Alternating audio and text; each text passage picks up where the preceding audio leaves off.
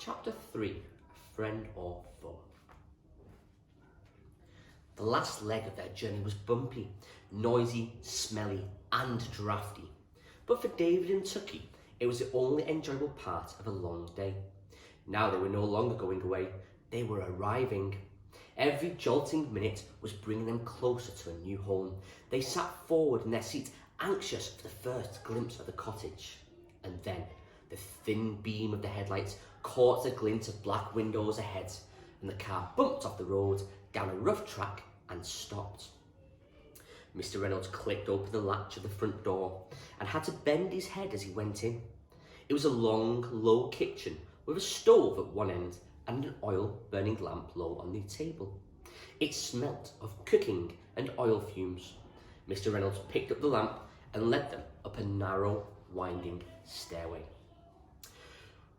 "Told you you'd be in there together," he said, turning up the lamp. Shadows lightened and the room grew bigger. "But there's good in everything. You'll be warmer this way. Your wash basin's on the chest. There's a lavatory just outside the back door through the kitchen. Don't forget to turn out the light before you go to sleep, will you?" He ruffled Tucky's hair and smiled broadly. "You'll be all right then, my dears." Mr. Reynolds," David corrected himself quickly. "You said you were married. Where's..."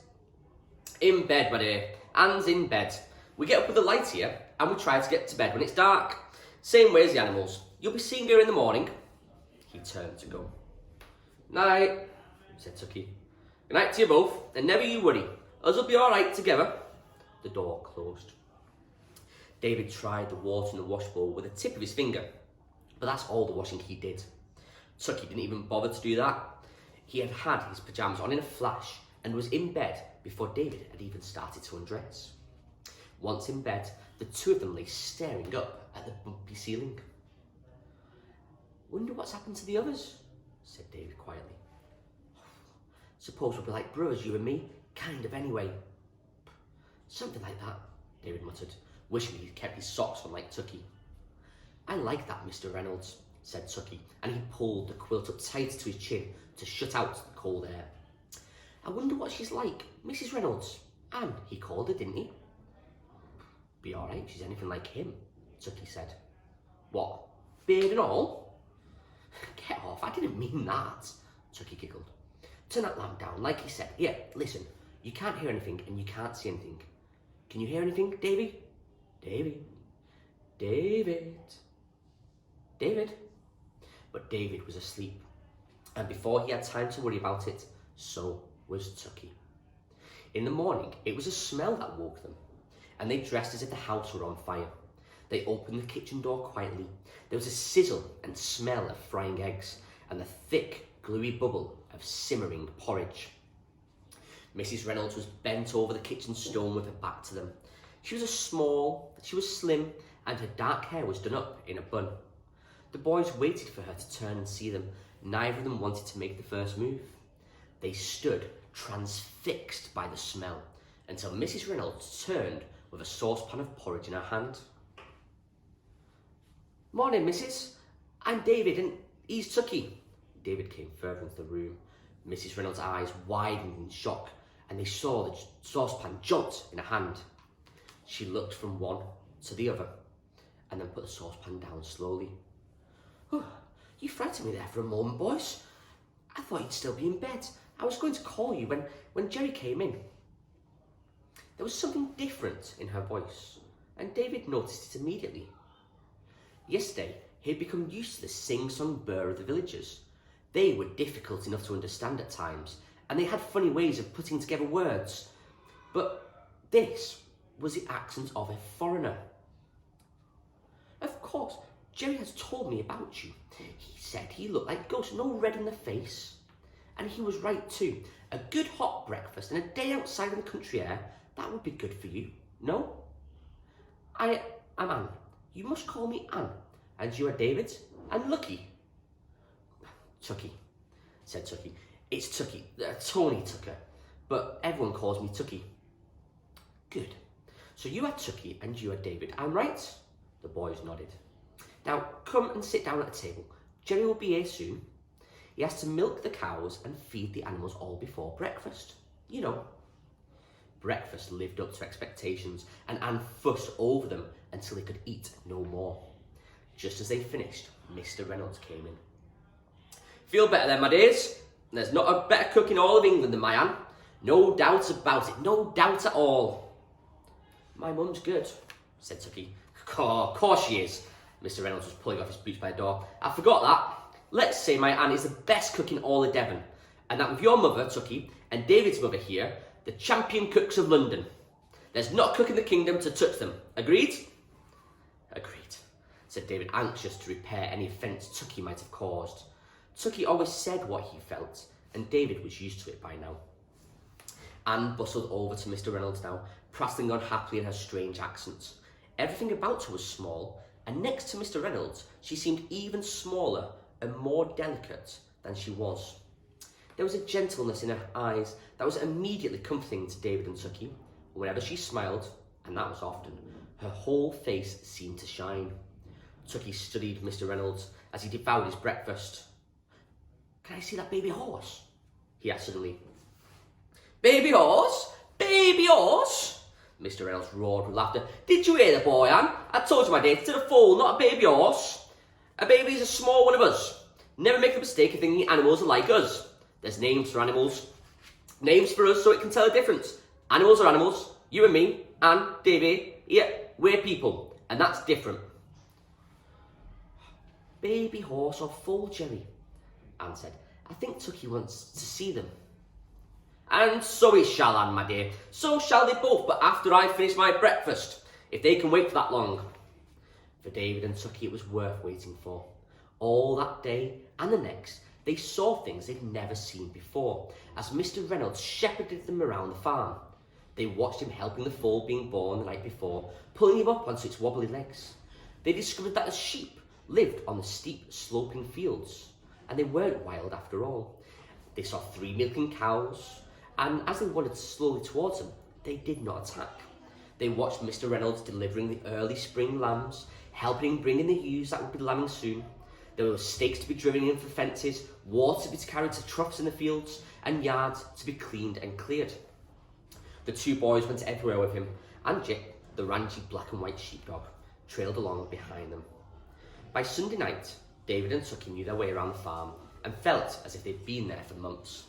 They felt at home. In bed that night, the boys lay in the darkness, whispering. Which do you like the best? Said Tucky. I can't say, David whispered back after a long pause. I wish my dad was like him, Tucky went on. I've never heard him shout, not like my dad. My dad's always shouting at me. My father never shouted often, my father never shouted often. Not often anyway. David tried to picture him shouting and he couldn't. Can you still remember your dad? Of course I can. He was only killed a year ago. A year ago last month. Of course I can remember him. Bet you hate them after what they did to your dad. I would. Of course I do. Everyone hates them. And David tried to imagine his father's plane crashing onto the beaches as he'd done so many times before. I think she hates them too, Tucky whispered. Who? Anne? I asked her if Mr. Reynolds was going to go away and fight, and she said that he wouldn't be going. He's got to work the farm, and anyway, he fought in the last war, World War I, wounded and everything. Then she asked me about my dad, and I told her, and she asked all about you and your dad, so I told her. She went as white as a sheet. Honest, she did. Didn't say anything, but she hates them, I can tell. You shouldn't have told them. It's private, it's just between me and you, that, said David. But she asked Davy. I had to tell her, didn't I? I can't lie. Could I? School tomorrow, David muttered. Be funny, all of us together in a different school, with different teachers. Wonder what the others will think. Wonder what the teachers will be like. Can't be worse than Miss Evers, said Tucky, and he tugged the quilt further onto his sides. You keep pulling that blanket to you. I was frozen this morning when I woke up. David tugged it back and rolled over and went down to sleep. Anne sent them off early the next morning for the walk to school. Not far short of 3 miles, Mr. Reynolds said. You'll do it inside 3 parts of an hour, no question. It seemed more like 10 miles. Every bend brought another bend.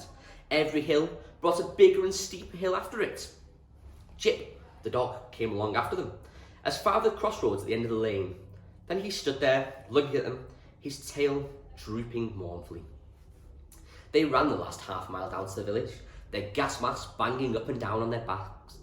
They had seen the village from the Reynolds cottage. It stood on a hillside, a cluster of cottages with thatched roofs grouped together under a tall grey church tower. The village came upon them suddenly. They ran around a bend by a signpost, and there was a school, just as Anne had explained.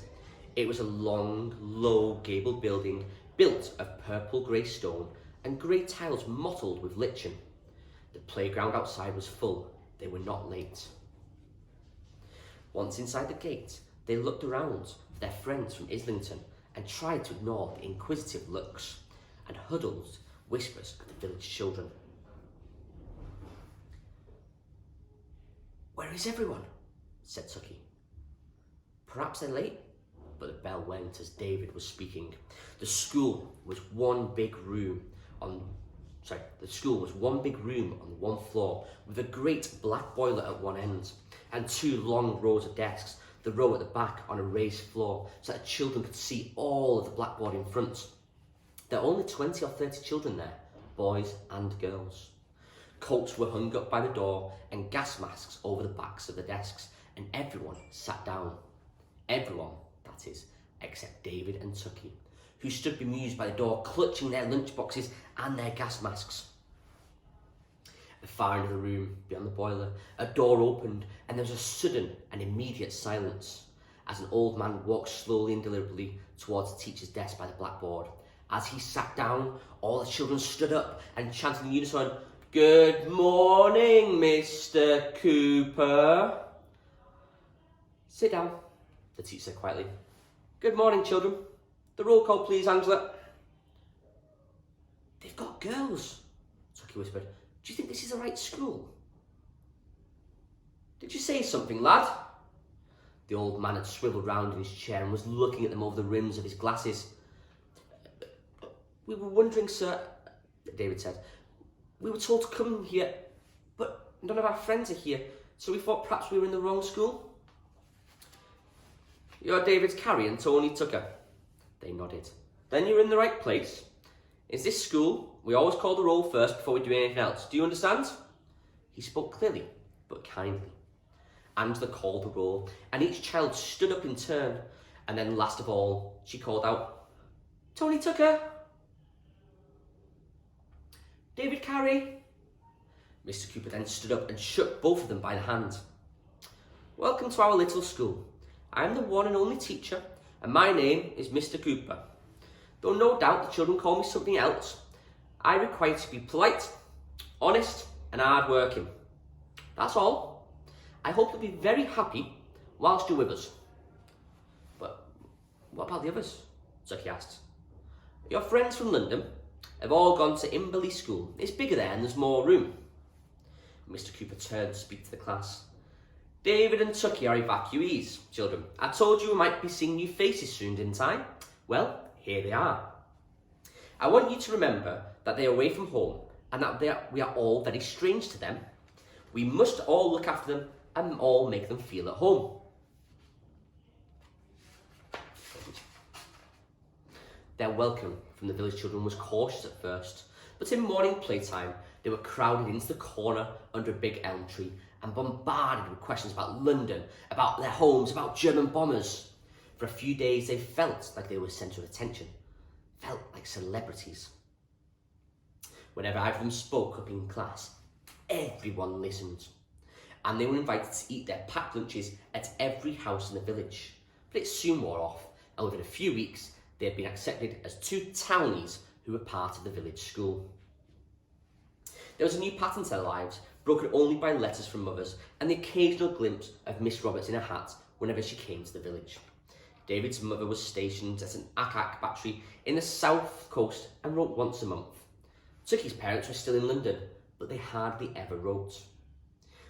There was the walk to school after breakfast, usually in the rain.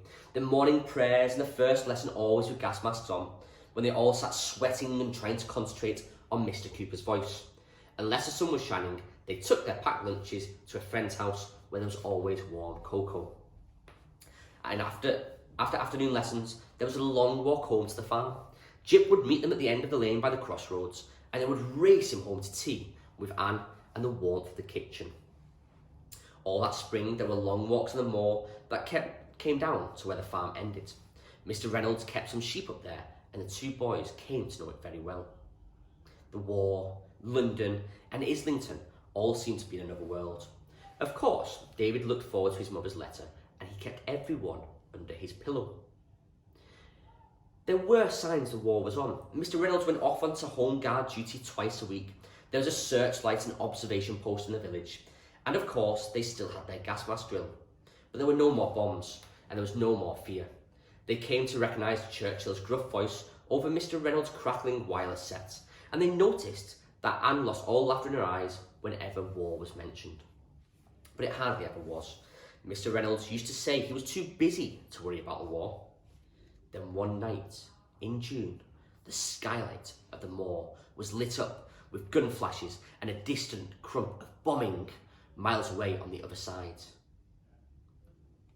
The end.